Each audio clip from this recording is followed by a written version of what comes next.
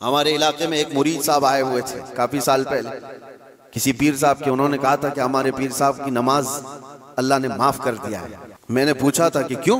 कहा इतना तकवा हो गया, इतनी इबादत किए हैं कि उनको अब ये जाहिरी नमाज की जरूरत नहीं है, वो बातिनी नमाज पढ़ते हैं। मैंने उनको एक स्प्रे मारा था, वो अभी तक आए नहीं वापस। कहा शरीयत में 4 लोगों पर नमाज माफ है। नाबालिग बच्चा हो तो नमाज माफ है, अभी मतलब उस पर नमाज फर्ज ही नहीं है। दूसरे पागल हो, दिमागी नहीं है, तो भी नमाज माफ है। और तीसरे औरत की जो माहवारी आती है हर महीने, हैज के दिनों में औरत को नमाज माफ है। चौथे बच्चे की विलादत हो जाए औरत, उसके बाद उसको निफास जो आता है वो 40 दिन तक भी हो सकता है मैक्सिमम, उतने दिन औरत को नमाज माफ है। ये 4 लोग हैं जिनको नमाज माफ है। मैंने मुरीद साहब से कहा था पीर साहब को पूछ लेना इन 4 में आप क्या हो। या तो तुम्हारा पीर नाबालिग होगा इसलिए नमाज माफ हो गई, या तो पागल होगा इसलिए माफ है, या तो फिर वो 2 कैटेगरी जो बड़ी डेंजर है। पूछ लेना। मेरे अजीजों, गौसे पाक पर नमाज माफ नहीं हुई तो ऐरे गैरे नत्थू खेरे की बात क्या है? सुल्तानुल औलिया गौसे पाक रदी अल्लाह ताला अन्हु के साथ ये हुआ था।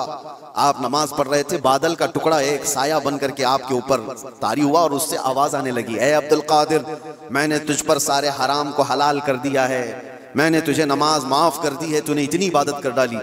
और जाहिर सी बात है ये 4 दिन लोगों में बैठ करके इबादत करके ये समझ लें कि मैं बहुत किया हूँ। गौसे पाक तो वो हैं जिन्होंने 15 साल तक एक पांव पर खड़े होकर रात भर नमाज पढ़ी है, और तकरीबन 40 साल उनकी इबादत के ऐसे गुजरे हैं कि एक अंगूर के दाने से सहरी करते थे और आधे गिलास पानी से इफ्तारी कर लिया करते थे। ये गौसे पाक की इबादत और मुजाहिदात इतने सालों के बाद अगर कोई कहे उनको तो बात तो ऐसी लगती है ना कि शायद दिमाग में ये बात आ जाए, हाँ इतने सालों की इबादत हुई, बादल के टुकड़े से आवाज आए कि अब्दुल कादिर मैंने सारे हराम हलाल कर दिए तुम पर और नमाजें माफ कर दी। लेकिन वो ऐसे वैसे लोगों की सोहबत पाए हुए और मौसमी तरीकों के वली नहीं थे। गौसे पाक रदी अल्लाह ताला अन्हु शान महबूबियत पर फाइज थे। आपने बरजस्ता कहा ये आवाज रहमान की नहीं है, ये शैतान की है। जब नबी पाक सल्लल्लाहु अलैहि वसल्लम पर नमाज माफ नहीं हुई तो मैं कौन होता हूँ? गौसे पाक ने जब ये कहा कि ये रहमान की आवाज नहीं, ये शैतान है, मेरे लिए नमाज माफ नहीं हो सकती, तो गौसे पाक रज़ियल्लाहु ताला अन्हु पर उसने गुरूर और तकब्बुर में लाने के लिए एक दूसरा हमला किया था और कहा अब्दुल कादिर तुम बहुत पढ़े लिखे हो, बहुत इल्म है तुम्हारे पास, तुम पढ़े लिखे ना होते, इल्म ना होता तो आज मेरे गुमराही में आ जाते। शैतान अपनी असली हालत पर आ गया। कहा ठीक है तुमने मुझे पहचान लिया, लेकिन तुम बहुत पढ़े लिखे हो, तुम्हारा इल्म इतना है कि तुम बच गए।